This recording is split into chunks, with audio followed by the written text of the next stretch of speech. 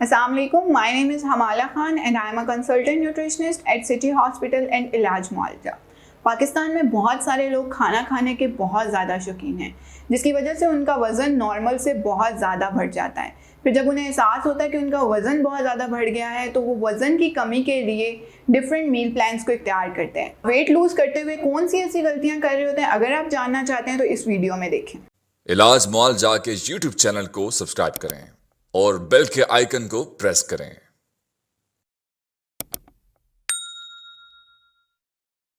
बहुत सारे लोगों का वज़न उनके नॉर्मल हाइट के मुताबिक बहुत ज़्यादा होता है।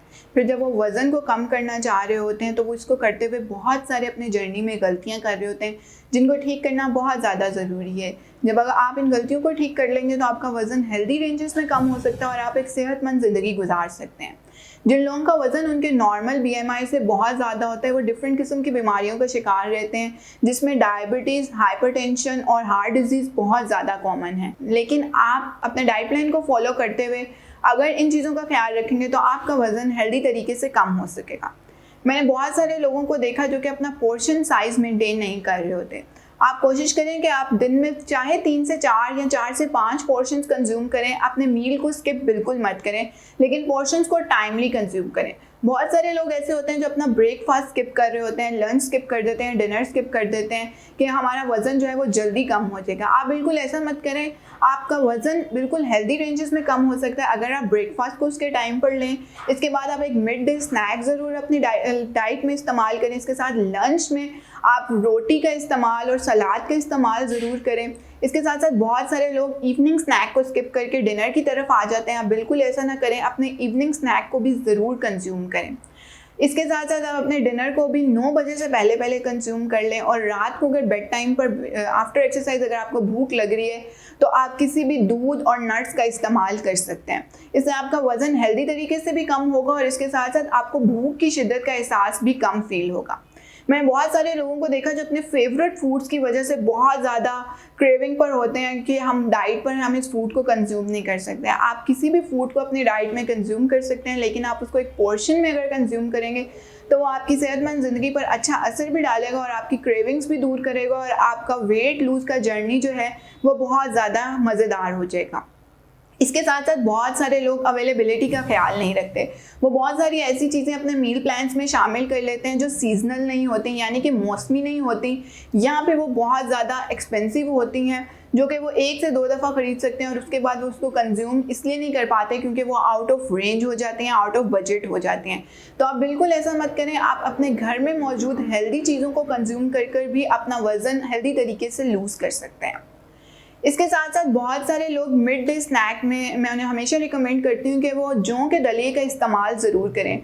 जौ का दलिए का इस्तेमाल आपकी बेली फैट के साथ साथ आपके ब्लड प्रेशर के मरीज़ों के लिए भी बहुत ज़्यादा इंपॉर्टेंट है। तो आप जौ के दलिए का इस्तेमाल इस तरह से कर सकते हैं कि आप इसको पानी में पकाएं और इसके साथ एक फ्रूट आप उसको काट कर इसके अंदर शामिल कर लें, ताकि आपको इससे मिठास का एहसास भी और आपको जौ का दलिया हेल्दी तरीके से कंज्यूम भी कर सके और आपका वज़न हेल्दी रेंजेस में कम हो जाए। इसके साथ साथ बहुत सारे लोग डाइट प्लान में पानी का इस्तेमाल बहुत ज़्यादा कम कर देते हैं। उन्हें पता नहीं होता कि किस टाइम पे पानी कंज्यूम करना है। आप कोशिश करें कि पानी का इस्तेमाल थ्रू आउट द डे 8 से 10 गिलास ज़रूर एक नॉर्मल बंदा अपनी डेली लाइफ में पानी का इस्तेमाल करे। एक बहुत बड़ी बात जो आपको सुबह निहार मुँह उठकर ज़रूर कंज्यूम करना चाहिए, उसमें ये होता है कि आप किसी भी किस्म का न्यूट्रास्यूटिकल अपनी डेली लाइफ में ज़रूर शामिल कर लें।